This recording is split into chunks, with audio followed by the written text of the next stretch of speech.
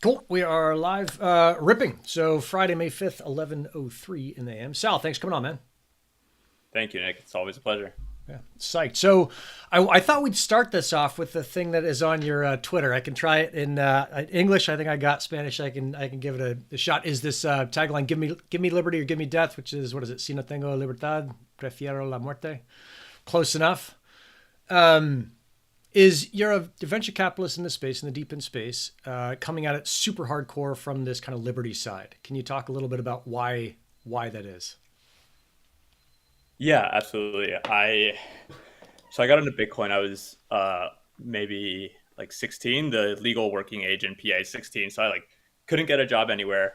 I was Venezuelan, but I grew up here in the States. Venezuela was going through hyperinflation when I was around this age. So Bitcoin for me was the thing that kind of connected like why Venezuela was in shambles while the economy was terrible, while like I couldn't get a job. Meanwhile, in these like menial jobs, it all connected to me in kind of this just like real mistrust in institutions and Sure. power, and admiration for like what people can do when you give them back the power to take things into their own hands. So it's been a long journey since then, but have stayed in crypto a long time, and that's kind of my inspiration for the point of view that we have towards the world, which is that these networks, fundamentally, when you make them open and composable and decentralize the ownership of them, like a lot more people become incentivized to touch them and play with them, and they become better for everyone. So that's the uh, that's the origin. It's also I'll send the link in here. It's one of my favorite songs. So if any of your listeners like Spanish music, I'm sure they'll enjoy this.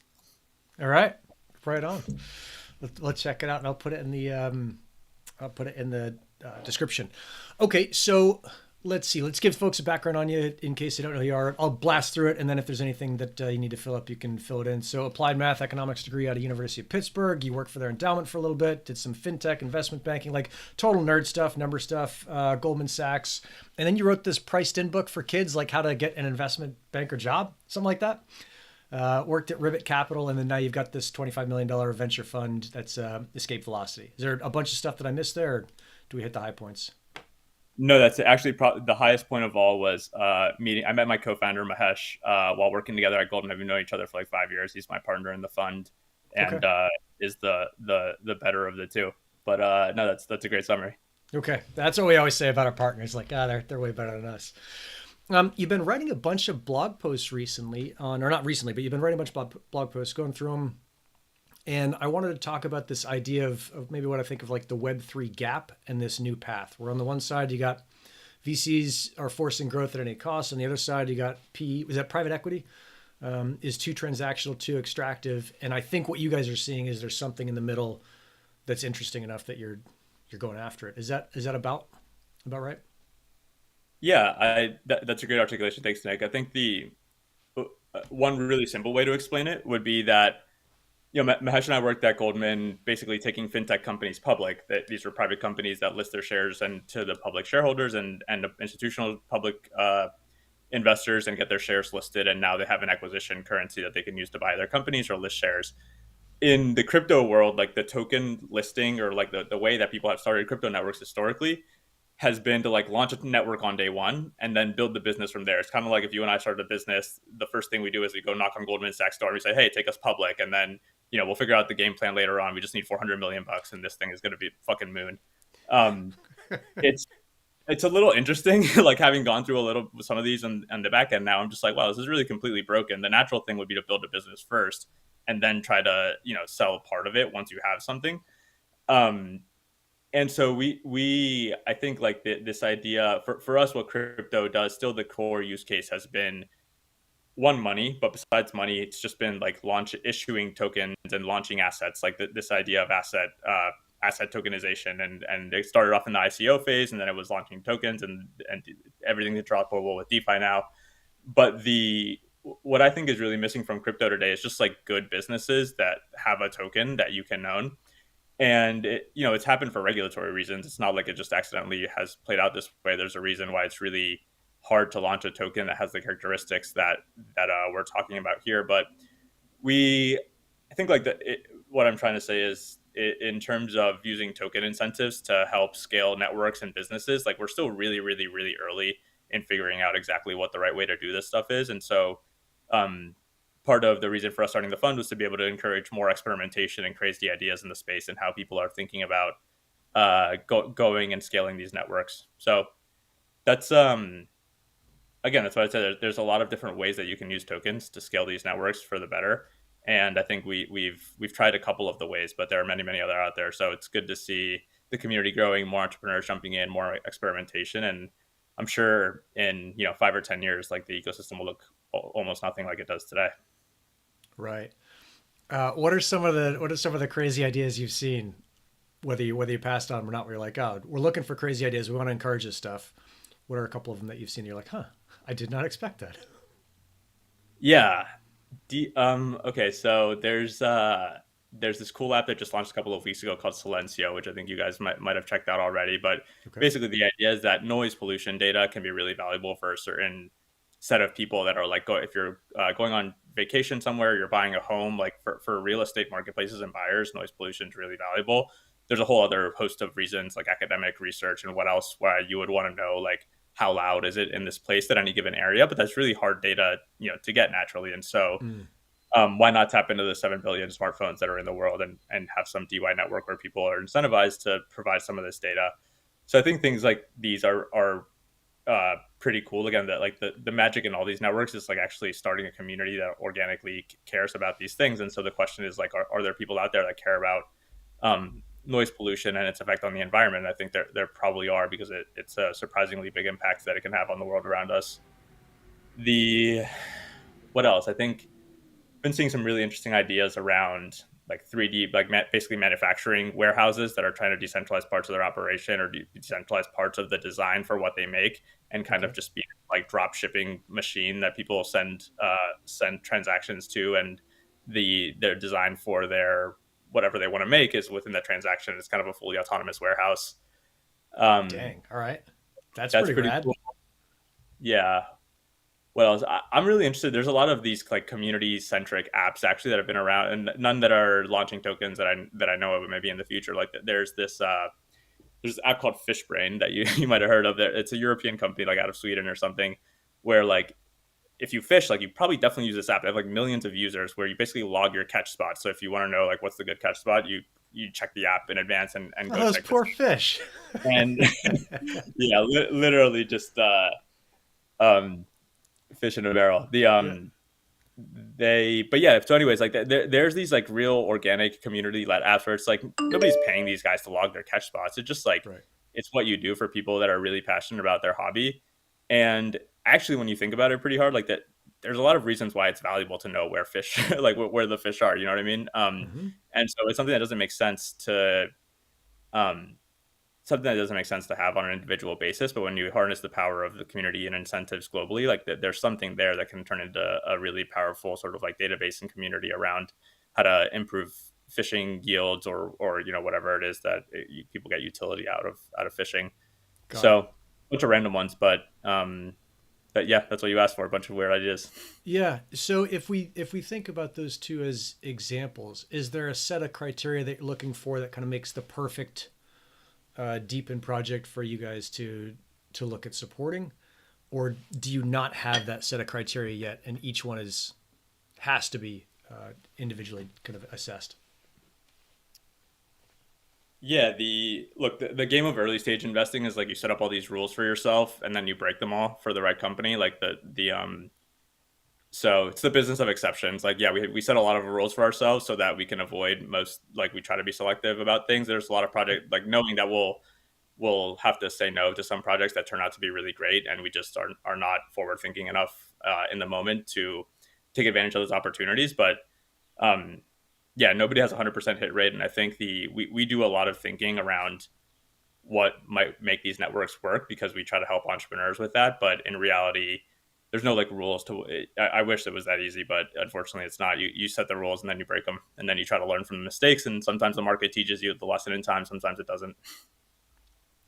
Got it. So there's no thing that you and Mahesh are looking at and saying, hey, here are kind of five things or four things or whatever it is that we really want to see. Um, Yeah, I each time you got to think start from blank slate. that helped. Yeah, that's a good way of framing the question. I think like one of the main the way I think about it is like the three. We wrote a research article a couple of months ago about like the three horsemen of DY, like the three problems that the space really has to solve. And I think if founders have a unique insight about how to solve one of these three things, that's a really powerful signal for us, or and it can be just an idea, right? It's just like a hypothesis to test how we fix these things, and those are one, capital intensity of the space. So again, historically, the game has been start a company, knock on the door of Goldman Sachs, aka Binance and Coinbase, raise a bunch of money from retail shareholders, and then try to build a business out of that. Um, the amount of time that it takes between when you get the money and when you can get returns on that money is actually a huge, very important thing. Like when people want to know when they get their money back, and that impacts yield. So networks that somehow can either minimize the amount of money they need to put in at the start, or they minimize the time to revenue that they can use these assets to build to get to start building a business. I think Yep. those things are really, really valuable, because otherwise you're kind of at the mercy of the market and speculative demand. And you can do things to, all tokens have sellers, they have miners and investors and founders that need to fund the company and everything else. And a lot of these tokens don't have buyers in the early days. And so there's a lot of methods for slowing down the selling, like locking people up and staking and doing all this other Yep. stuff. Um, but like 99% of the energy going into that, if you just had a little bit of demand, like it makes up for a lot of mistakes over on the other side. So I think networks that, again, that have some sort of insight around how do we bring revenue, the ratio of revenue to capital and time, like how do we stretch these two things closer together? Because it's like a rubber band. Like the more you stretch this out, the harder and harder it's going to be to execute. Um, the other two things are real world usage, which is again is related to the capital intensity piece, and I think is we've talked about a lot, or has been talked a lot about in the community. And the third one Mm-hmm. is regulation, and that's one that is kind of a moving target. Uh, Directly antithetical to your Twitter profile yeah, post or whatever it is, the tagline. Yeah, yeah. I mean, the yeah, those are regulation seems like it's difficult to get around. I mean, by nature. yeah. I think you can. There's a couple of strategies. There's like the forgiveness is better than permission path, and you just try to make it and realize you're probably going to have to pay a couple $100 million or $200 million when it's all said and done to somebody, as a slap on the wrist. You can, for some businesses, just go abroad. It's not, it's harder for some people than others, and to go internationally. Yep. Um, yeah, or it's really hard right now, the situation in the U.S., because even if you try to do things the right way, it's not exactly clear. But there are exciting entrepreneurs. There are many entrepreneurs that are working on like sort of knocking down those barriers and building legally compliant pathways for networks to launch. So hopefully over time will be better, but something that's really difficult for DePIN today. Yeah. I mean, we really are seeing a space where all of these things are going at the same time. So you've got the project founders, you've got folks like you who are starting these pots of money. You got folks like Max and I who are running consultancies. You're going to have the folks who kind of fight the regulation. You're going to have the lobbyists. Like all of this stuff is going in parallel right now. It's an exciting time to be a part of it, but it's also a pretty wild west because you don't know like where the other guys and girls are on your flanks if you're ahead or behind, or and those both of those positions are dangerous. So Yeah, it's cool. like one of my investment mentors told me once that he was at a dinner with a prostitute, a PhD professor, and was it like a drug dealer? He was like, "This it's not your mom's dinner. It's just your regular crypto conference." So everyone sees their own little bit special bit of heaven within crypto that they can kind of take and create a business out of. That's the beauty of it. Yeah. Yeah. Well, let's see. We got a couple questions, a couple wrap up questions for you. What is I know you got a Bitcoin tattoo. What, what is the next crypto tattoo you're going to get?